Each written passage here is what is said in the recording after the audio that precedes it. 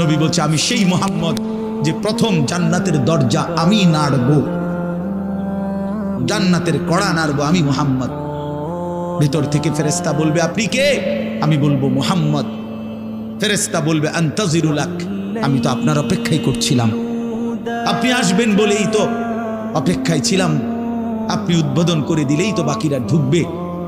তো সেই নবী যিনি জান্নাত উদ্বোধন করবেন, তিনি 5 ওয়াক্ত নামাজের পরে ভাইয়া প্রতিদিন তিনি যেই কথাটা দোয়া করতেন, এর মধ্যে একটা দোয়া এটা, আল্লাহুম্মা ইন্নী আউযু বিকা মিন আযাবিল কবর ওয়া মিন ফিতনাতিল কবর ওয়া মিন ফিতনাতিল মাসীহিদ দাজ্জাল ওয়া মিন ফিতনাতিল মাহইয়া ওয়াল মামাত।